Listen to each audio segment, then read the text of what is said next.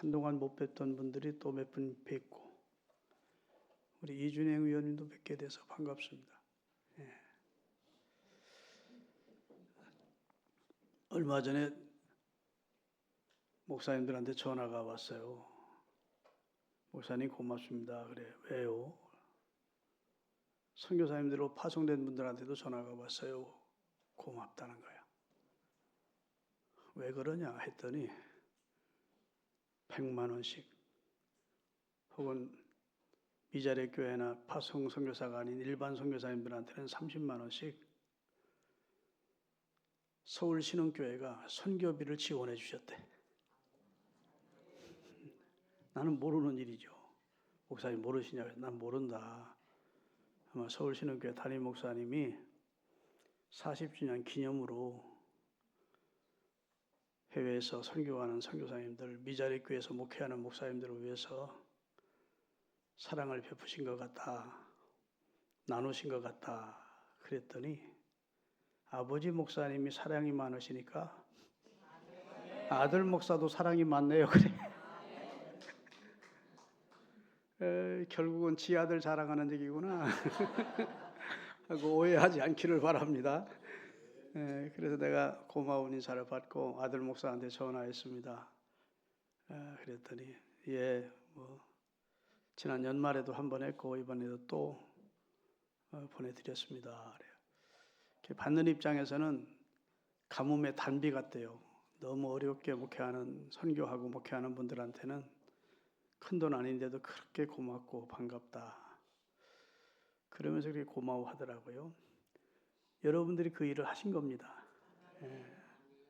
우리 서울신흥교회 복 있는 교회고 비록 뭐 수백 수천 명 모이는 교회는 아닐지라도 성도들끼리 모여서 사랑하고 아멘 서로를 위해주고 기도해주고 그리고 또 여유가 있으면 또 나누는 또 10,000원 뭐라고 또 있네.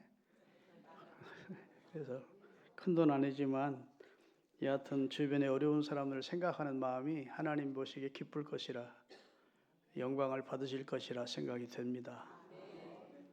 아멘. 저희 양주신흥교회는 이제 서울신흥교회가 세워주셨습니다. 서울신흥교회에서 운영하는 수목장을 통해서 얻어진 이익금 50억을 양주에 예배당 땅 사고 건물 져서 예배당 잘 졌어요.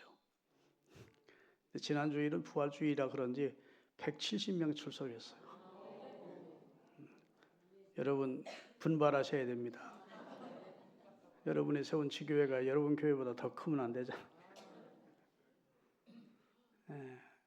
감사한 일로 새신자들이 많이 늘고 있고 원체 지역 자체가 아파트촌에 들어가서 자리를 잘 좋은 곳에 하나님이 잡게 하셔서 등록자가 계속 있어서 교인이 많이 늘고 있습니다. 근데 그냥 와서 등록을 하는 게 아니고 적어도 5교회 이상은 다녀보고 온대. 그리고 와서 등록을 하더라고요. 그래서 오늘 우리 담임 목사님이 그쪽으로 갔는데 담임 목사님 다녀가고 나서는 교회가 휘청거려. 너무 은혜로운 말씀 주셨느니 미남이니 뭐 좋으니 그러면서 아이고 이거 그래서 저도 여기 2달에 한 번씩 와야 되잖아. 원로인데 원로 목사가 예우는 받으면서 보고 싶은 얼굴들 한 번도 못 보고 갈 수는 없잖아. 그래서 2달에 한 번씩 교환 설교하는 거 계속 지속해 주기를 원하시는 분 좀 아멘 좀 해보세요. 그러면 여기 가운데 몇 사람은 별로 원치 않더라도 그냥 할게. 오늘 본문은요. 예수님이 십자가 지시고 대속의 죽음을 죽으시고 3일 만에 부활하시기 전 곧 고난주간 직전에 예수님이 죽은 나사로를 나흘 만에 살려내시는 놀라운 사건이 기록된 내용입니다. 예루살렘 이스라엘 수도에서 약 3km 떨어진 곳에 베단이라고 하는 작은 마을이 있었고 지금도 베단에는 약 1000여 호가 지어진 작은 촌락입니다.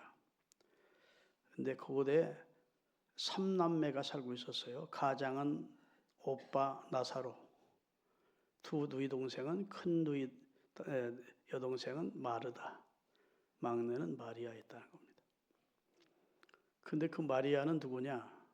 예수님께 와서 300데나리온이 넘는 고가의 향유를 예수님께 부어드리고 자신을 구원해 주신, 그리고 자신의 속에 있는 귀신을 쫓아내 주신 예수님께 눈물로 감사하는 놀라운 역사를 이루었던 년이 마리아입니다.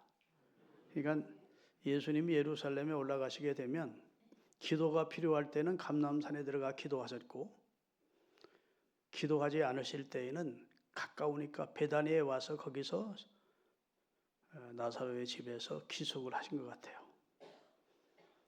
성경에 보면 마리아는 열심히 음식 준비하고 마리아는 예수님 앞에 앉아 말씀을 들었다. 그런 내용이 있습니까? 없습니까? 성경 안 읽은 사람은 그런 내용도 있어 하고 캐시온 맞겠지만 성경에 그런 내용이 있어요. 그만큼 예수님의 일행이 적지 않지 않습니까? 12제자, 예수님 13명인데 적어도 13명이 그 집을 방문하면 언니 마르다는 음식 열심히 준비하고 마리아는 예수님의 말씀 듣는 것이 너무 행복하고 좋으니까 예수님의 앞에 앉아서 말씀 듣는 쪽을 택했던 것 같습니다. 그리고 오늘 본문에 보면 내 친구 나사로를 깨우러 가자 그런 걸 보면 예수님이 나사로를 친구처럼 아끼고 사랑하는 삼남매가 살고 있는 집이었어요. 그런데 예수님은 지금 그 예루살렘이나 베다니 쪽에 있지 않고 어디가 계신고 하면 그 제자들을 데리고 요단강 건너편에 가서 복음 사역을 하고 있었습니다. 왜 그쪽으로 가셨느냐? 예루살렘에 있다가 예루살렘 유대교의 지도자들과 아주 심한 논쟁을 하게 됩니다. 예수님은 자신이 곧 십자가에 질 것을, 그리고 인류의 죄를 대속할 것을 아시기에 완악하고 잎사귀만 무성하고 열매 없는 이스라엘에 대해서 강력하게 책망을 하십니다. 한 아버지가 두 아들에게 오늘 포도원의 농장에 들어가서 일하자 했을 때 큰아들은 예하고 순종하지 않았다. 오지 않았다. 둘째 아들은 싫습니다 해놓고 뒤늦게 깨닫고 돌아왔다. 와서 아버지를 도왔다. 그러니까 이스라엘은 큰아들 같은데 예 해놓고도 순종 안 하고 앞으로 이방인들이 아니요 했지만 이방인들이 많이 아버지의 포도원으로 들어오게 될 것이다. 이런 예언 섞인 말씀이고, 또 예수님이 이런 말씀하십니다. 한 농부가 포도원을 만들고 또 주인이 그 포도원을 어떤 사람에게 맡겼다는 겁니다. 포도 열매가 맺힐 때가 돼서 그 포도원 원주인이 포도 열매를 요구하기 위해서 사람을 보냈더니 그 포도원을 맡은 사람들이 그 사람을 칫빗박하고 매로 때리고 죽이고, 그래서 내 아들은 안 죽이겠지 하고 아들을 보냈는데 결국은 아들마저 때려 죽였다. 예수님이 자신이 아들로 왔는데 결국 이들이 나를 십자가에 매달아 죽이게 될 것을 미리 예고하는 겁니다. 그러면 포도원 원주인이 그 사람들을 어떻게 하겠느냐? 그러면서 지금 완악하기 그지없는 당시 종교 지도자, 유대교 지도자들을 사정없이 책망했다고요. 나는 하늘에서 온 자고 나와 아버지는 하나다. 너희 조상 아브라함도 나보기를 간절히 원했다.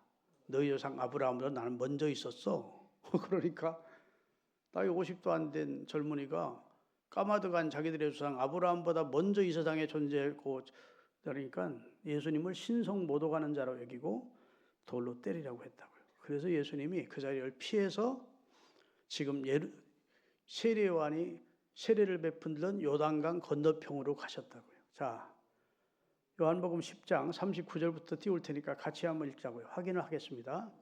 그들이 다시 예수를 잡고자 하였으나 그 손에서 벗어나 나가시니라. 다시 요단강 저편 요한이 처음으로 세례를 베푸던 곳에 가사 거기 거하시니 많은 사람이 왔다가 말하되 요한은 아무 표적도 행하지 아니하였으나 요한의 이 사람을 가리켜 말한 것은 다 참이라 하더라. 그리하여 거기서 많은 사람이 예수를 믿어 구원 얻는 역사가 나타난 겁니다. 요단강 건너편에서 그렇게 사역을 하고 있는데 하루는 인편을 통해서 위급한 소식이 온 겁니다. 예수님이 사랑하시던 나사로가 병들었는데 위독합니다. SOS죠. 비상이 걸린 겁니다. 오셔서 내 오라비를 치료해달라는 강력한 요구입니다. 거기 오시라는 말씀까지 안 했지만 주께서 사랑하시는 자가 병들었나이다. 그 말이 왜 알려주는 겁니까? 빨리 오셔서 병든 내 오라비를 치료해달라. 그런 요청이지요. 그렇죠? 예수님이 특별히 사랑하던 가정, 관심을 가지고 애정을 가지고 늘 신세도 지기도 하고 또 은혜를 베풀기도 했던 그런 가정이기 때문에 그런 연락만 취해도만 예수님이 서둘러서 병들어 죽어가는 나사로 치료해 주려고 서둘러 오실 줄로 기대했다고요. 두 여동생 마르다와 마리아가.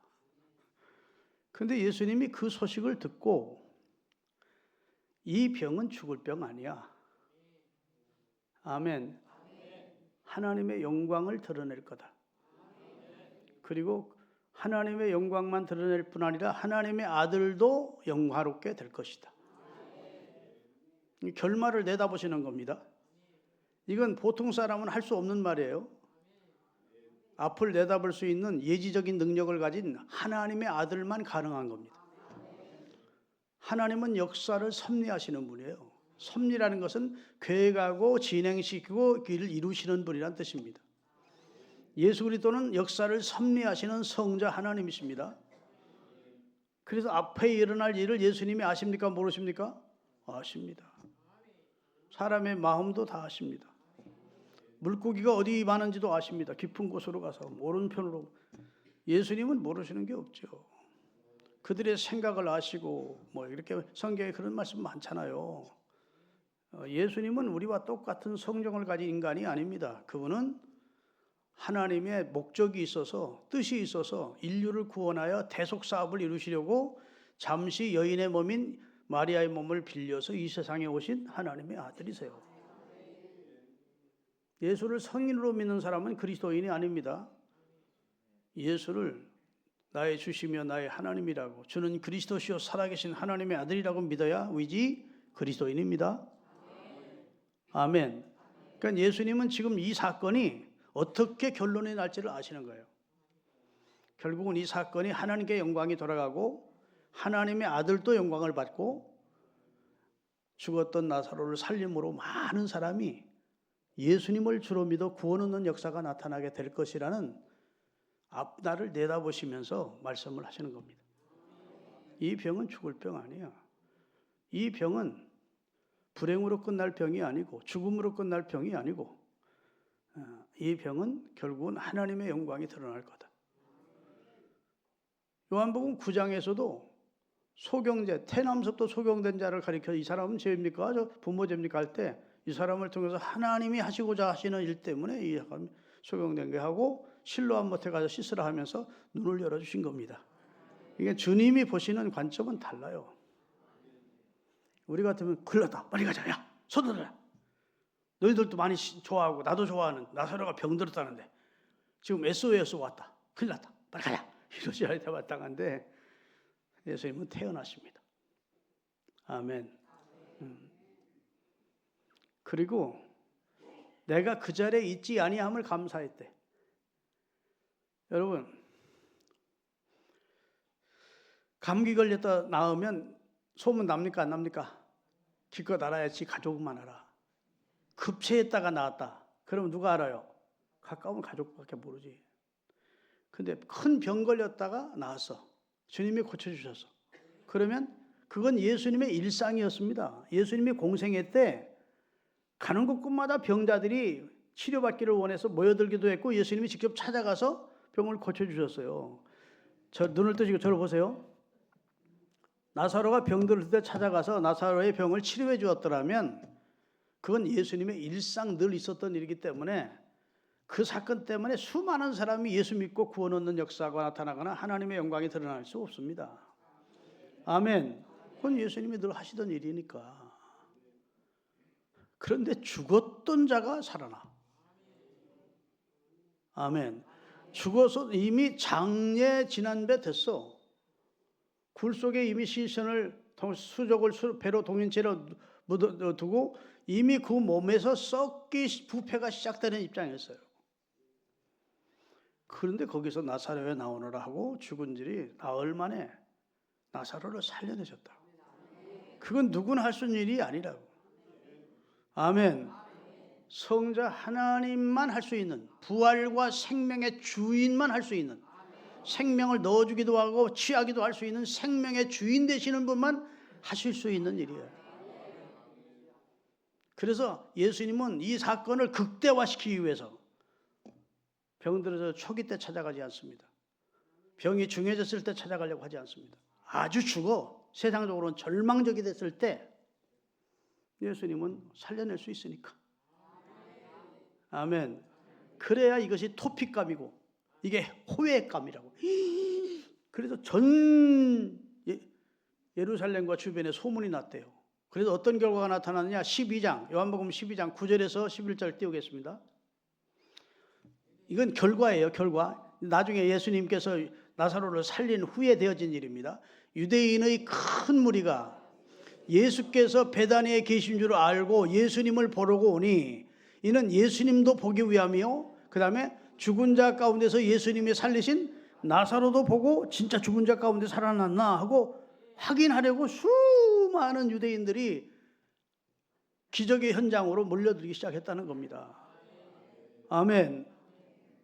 죽은 자 가운데 나사로를 살리신 예수님도 보고 죽었다가 살아난 나사로도 보기 위하여 많은 유대인들이 기적의 현장인 베다니로 몰려드는 사건이 일어났다. 자, 그 다음에 대제사장들이 나사로까지 죽이려고 모여. 예수만 죽여서는 안 되겠다. 예수는 원래 죽이려고 했고 이건 예수만 죽여서는 안 되겠다. 나사로도 같이 죽여야 되겠다. 이렇게 모의를 했대요. 왜냐하면 나사로 까닭에 많은 유대인이 예수를 믿게 되는 놀라운 결과가 나타나게 됩니다. 그러니까 예수님의 관심은 첫째는 하나님의 영광이고 두 번째는 많은 사람을 구원하는 일이 예수님의 생애 목적입니다. 예수님이 그 일을 하려고 오신 겁니다. 아멘. 하나님의 영광을 추구해서 그는 십자가를 앞에 두고도 아버지여 때가 이르러 싸우니 아버지의 영광을 거두세요. 그리고 아들로 아버지를 영화롭게 하옵소서. 믿습니까? 오비영 가나 혼인잔치에서 물로 포도주를 만드는 이적을 행하고 나서도 영광을 하나님께 돌리고 많은 사람이 그 사건 까닭에 예수를 믿게 되는 결과를 만들어냈습니다. 성경에 다 나오는 얘기입니다. 그러니까 예수님의 삶이 이 세상에 오신 목적은 첫째는 하나님께 영광을 돌리고 그리고 많은 사람들이 예수 그리스도를 주로 믿어 속죄받고 구원받게 해주려고 오셨거든요. 근데 그 일을 지금 십자가를 지시기 전에 마지막으로 하시는 겁니다.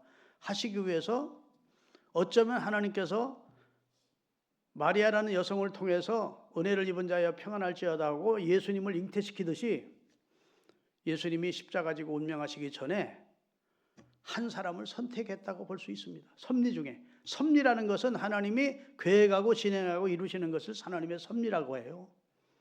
아멘. 그래서 하나님이 사랑하는 자 나사로를 선택했고 나사로는 몰랐지만 나사로의 동생들은 감히 거기까지 생각을 못했지만 하나님의 경륜 속에 나사로가 병들었고 죽었고 아멘. 죽게 된 현장, 장사된 현장에 예수님이 나타나셨고 그리고 그를 죽은 자 가운데 살리심을 통해서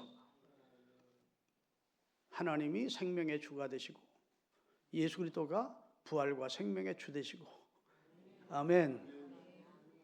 그리고 그 사건을 통해서 수많은 사람이 구원받도록 하나님의 관심은 구원에 있으니까 그런 결과가 나타났다는 말씀을 하시고 있는 겁니다. 할렐루야. 여러분, 예수님께서 그 소식을 듣고 이틀을 더 요하셨다고. 오늘 본문 6절을 띄우세요. 다시 한번 읽겠습니다. 본문 6절. 나사로가 병들었다 함을 들으시고 그 계시던 곳에서 이틀을 더 요하시고. 여러분, 예루살렘 베다리에서 예수님이 제자들 데리고 피신하신 요단 건너편까지는 28km입니다. 그때는 교통수단이 없는 도보로 다니는 시대입니다. 예수님이 12제자를 거느리시고 하루길 걸어가야 28km, 30km입니다. 그러니까 지금 추정해 볼 수가 있습니다. 나사로가 병들어 위독하게 되었다는 소식을 인편을 통해서 연락을 해서 이 사람이 하루길을 와서 예수님을 수소문을 해서 요단강 건편에 알린 겁니다. 그렇죠? 예수님이 이틀을 또 그냥 거기서 지체를 하십니다. 그리고 내 친구 나사로가 잠들었느니라. 아유, 잠들었으면 뭐 다 나았나 보네요. 아니야, 죽었다. 예수님이 정정해 줍니다. 진짜 잠드는 줄 알고. 예수님은 잠든 것이나 죽은 것이나 똑같습니다. 좀 마음에 좀 하면 좋겠구만. 예수님은 생명의 주인이니까 잠든 것이나 무슨 죽은 것이나 똑같다고 다시 넣어주면 되니까 생명을. 여러분, 예수님이 공생에 3년을 하십니다. 30살을 약 30쯤 돼서 공생이 시작해서 3년을 하시는데 종생의 초기 때 나인성 과부의 아들을 살립니다. 상해에 실려서 공동묘지를 향해 갔을 때 청년아 일어나고 살리셔. 공생의 중간쯤 되었을 때 회당장 야이로의 딸을 소녀인데 소녀야 일어나라 난리다금해서 그를 일으켜 살리십니다. 공생의 말기쯤 됐을 때 이 나사로를 나사로야 나오너라 하고 무덤에서 불러내시는 겁니다. 예수님은 다 명령하지 기도하지 않습니다. 사람을 살릴 때 예수님은 다 명령하세요. 왜? 주인이니까.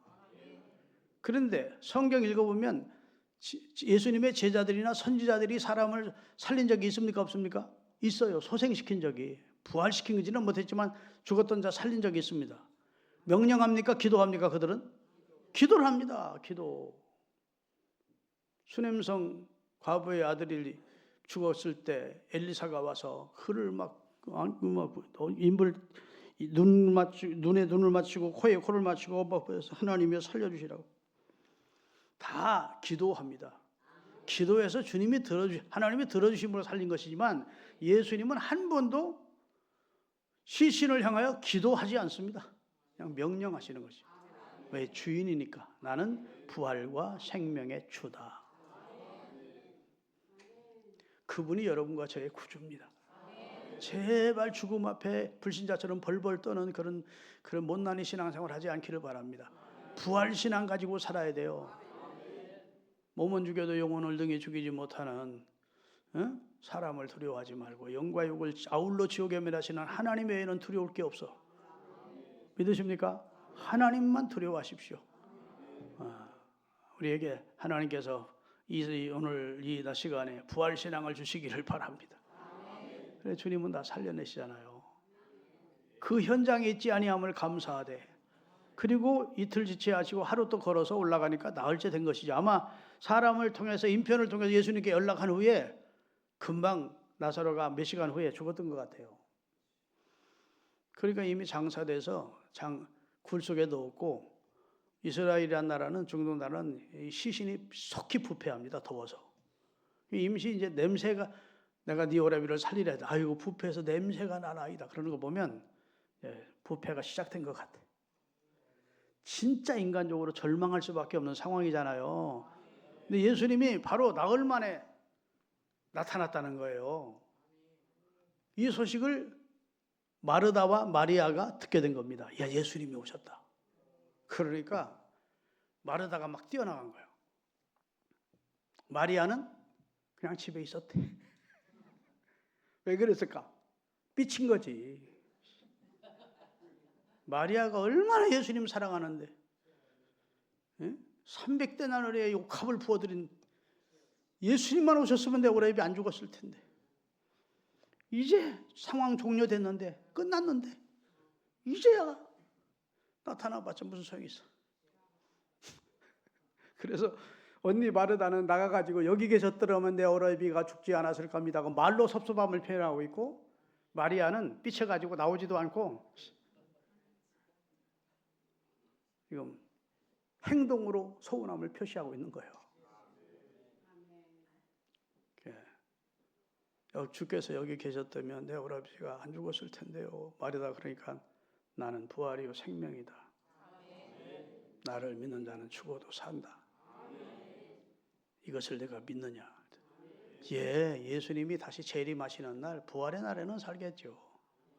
온 인류가 새 생명으로 부활하는 날, 그날에는 우리 오빠도 살겠죠. 이제는 틀렸다는 거야. 상황 종료됐다는 거야. 그 소식을 뒤늦게 듣고, 야, 너 오레비가 너 마르다가 가서 야, 예수님이 너를 찾는다. 그러니까 삐쳤던 마리아가 또 나왔어요. 거기 똑같이 말합니다. 예수님이 여기 계셨으면 내 오라비가 죽지 않았겠나이다. 따라합시다. 내 오라비가 살리라. 죽어 냄새 납니다. 따라합시다. 네가 오늘 믿으면 하나님의 영광을 보리라. 과거 속에 역사했던 예수를 믿지 말고 앞으로 다시 오실 예수만 믿지 말고 오늘 이 현장에서 내 믿음을 재료로 해서 역사할 나를 믿으라는 거예요. 주님은 일을 하시기 전에 자꾸 우리에게 요청하는 게 있습니다. 믿음입니다. 믿음. 우리 믿음을 재료로 해서 역사하기를 원해요. 예수님이 고향 동네에 갔을 때 믿지 아니함으로 주님이 거기는 이적을 행하지 않으셨대요. 여러분, 우리 믿음이 왜 중요하냐? 주님이 우리 믿음을 보시고 기뻐하시고 우리 믿음을 사용하시는 겁니다. 그래서 네가 믿으면 하나님의 영광을 오늘 볼 거야. 아멘. 오늘 내 오뼈를 살리겠다는 말씀을 하시고 있는 거예요. 사랑하는 여러분, 예수님을 믿을 바에는 확실하게 믿읍시다. 저는 나이 먹을수록 믿음이 좋아지대. 참 감사해요. 그전에는요, 아주 24살 때부터 담임 목회했는데 부활절 되면 진짜 내가 많이 의심이 되니까 진짜 하나님의 아들이 살았을까? 억지로 막 머리를 쥐어짜면서 그래 살았을 거야. 그래도 약간 의심이 됐었어요. 솔직히. 그런데 이제는 하나님의 말씀이 너무 믿어져서 걱정이야. 하나님 보고 계시고 듣고 계시니까 내가 사기치는 거 아니에요. 하나님의 말씀이 너무 믿어져. 안 믿기가 힘들어. 왜? 말씀으로 천지와 만물을 창조하신 하나님을 믿으면 그분이 부활하지. 그분이 죽음에 짓눌려 있을 수도 없고, 말씀으로 천지와 만물을 창조하신 하나님을 믿으면 오병이어로 5,000명을 먹은 것이 안 믿을 수가 없고, 말씀으로 천지를 창조하신 하나님을 믿는 신앙을 가지면 귀신이 그 앞에서 쫓겨가는 것이 이상할 리가 없는 거예요. 아멘.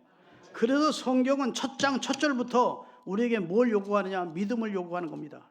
성경이란 집으로 들어오려면, 문으로 들어오려면 첫 장 첫 절에 태초에 하나님이 천지를 창조하시니라. 이 사실 앞에 아멘 하는 사람은 그 다음 절부터 읽는 거고, 에이 거짓말. 그러면 성경 못 읽고 예수 안 믿는 거지.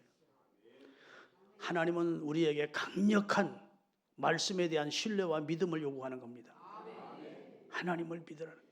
전능하신 하나님, 전지하신 하나님, 내 인생의 생사화복을 주관하시는 주권자 되신 하나님, 그리고 마지막 날 사람을 심판하시고 그리고 우리를 위해 천국을 예비하신 그 하나님을 믿는 거예요. 이 믿음에서 제발 좀 흔들리지 마시기를 바랍니다. 이 쪽박만한 두뇌를 가지고 하나님을 이렇게 저굴질해보고 저렇게 저굴질해보고 이렇게 재보고 저렇게 재보고 아무래도 안 계신 것 같아. 하나님이 자기 두뇌만도 못한 줄 알아. 요즘 믿음이 없고 폐허간 세대고 어떻게 하든지 인본주의적인 생각으로 아주 쩌들어서 과학적 사고로 하나님의 말씀조차 짓밟는 세상을 여러분과 제가 지금 살고 있습니다. 그러나 하나님의 말씀은 달라. 하나님은 다르신 분이에요. 할렐루야. 하나님은 창조주시고 섭리주시고 주권주시고 사랑으로 죄인된 우리를 아들을 보내 구원해 주신 너무 고마운 분이시고 믿습니까? 지금도 우리의 삶을 돌보아 주시는 목자 되시는 분이시고 믿음으로 사는 자에게 은택과 은총을 베푸시기를 기뻐하시는 분이신데 사람들이 작은 자기 경험이나 그 다음에 자기 상식이나 이런 거 가지고 하나님을 인정하지 않으려고 발버둥 치는 시대를 우리가 살고 있어요.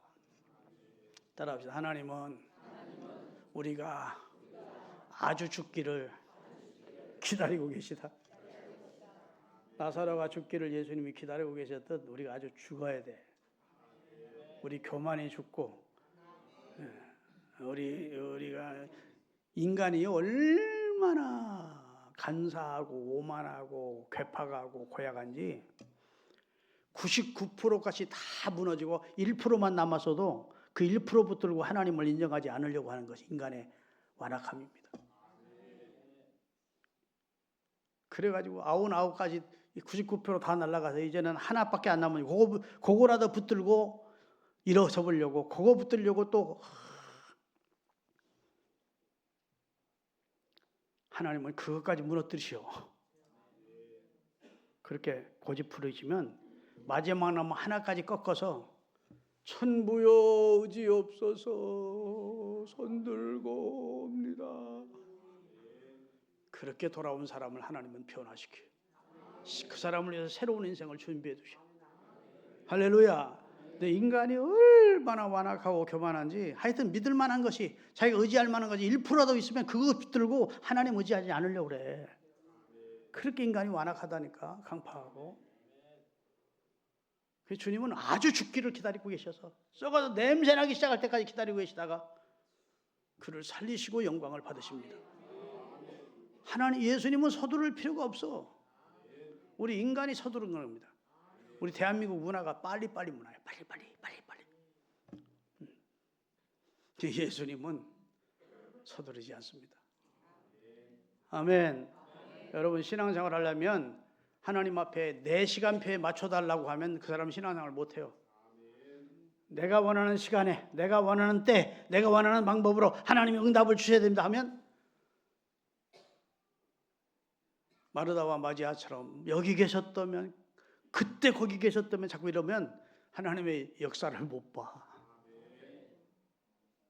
성경 이사야서 55장 보면 내 생각은 너희 생각과 다르고 내 길은 너희 길과 다르다. 그러니까 지혜로우신 하나님이 하나님의 뜻대로 하나님이 원하시는 시간에 하나님의 방법대로 응답을 주셔야 하나님께 영광도 되고 많은 사람이 구원받고 우리에게도 축복이 되는 결과가 오니까 하나님 내 시간표에 맞춰주세요. 그렇게 하지 마시고 예수님처럼 나의 원대로 마시고 아버지 원대로 되게 하시기를 원합니다. 그게 우리 신앙의 밑바탕에 깔려 있어야 돼. 그래야 이제 신앙생활하면서 조급해하지 않고 막 원망하거나 불평하거나 변도 막 속상해하지 않고 하나님께 주여 따라합시다. 주여 살든지 죽든지 성하든지 쇠하든지 그 다음에 흥하든지 망하든지 뜻대로 하세요. 그렇게 맡기는 사람. 믿음이라는 것은 맡기는 겁니다. 근데 맡길 만한 대상이 진짜 대단한 분이거든. 우리 하나님이. 내 모든 형편을 아시고 내 머리털까지 해시고 나의 안고 섬을 아시고 아멘. 나의 과거 현재 앞날까지 다 예송하고 계신 그분께 내 삶을 맡기고 주여 뜻대로 하소서하고 살기를 바랍니다. 그러면 이제 하나님의 영광이 드러나. 하나님의 영광도 드러나고 그리고 많은 사람이 예수님이 살리신 나사로 까닭에 많은 사람이 구원받아서 우리가 죽었다 살아나야 우리를 통해 영광이 나타나요. 아직도 옛날에 그 고집스러운 나 완악한 나가 그대로 살아있으면 맨날 예수님 영광을 드러내지 못하고 예수님의 향기를 드러내지 못하고 내 추한 냄새만 피게 돼. 믿습니까? 사도 바울이 고백한 유명한 고백이 무엇입니까? 갈라디아서 2장 20절에 내가 그리스도와 함께 십자가에 못 박혔나니 그 말은 죽었다는 거야. 이제는 내가 사는 것이 아니오 내 안에 그리스도가 사는 것이다. 이제 내가 육체 가운데 사는 것은 나를 사랑하사 나를 위하여 자신의 몸을 버리신 하나님의 아들을 믿는 믿음 안에서 사는 것이다. 이런 위대한 고백을 하게 된 줄로 믿습니다. 여러분, 하나님의 영광을 위해서 사십시다. 두 번째, 많은 사람들을 주께로 돌아오게 하는 일에 헌신하십시다. 그게 예수님의 이 세상에 오신 목적이었고 여러분과 저를 구원하신 뜻이기도 합니다. 우리가 하나님의 영광을 위해서 기도하고 우리의 삶을 통해서 많은 사람이 주께로 돌아오는 역사에 내가 동참해야 되겠다. 그렇게 오늘 마음으로 결단하시면 설교를 제대로 들으신 겁니다. 기도하시겠습니다.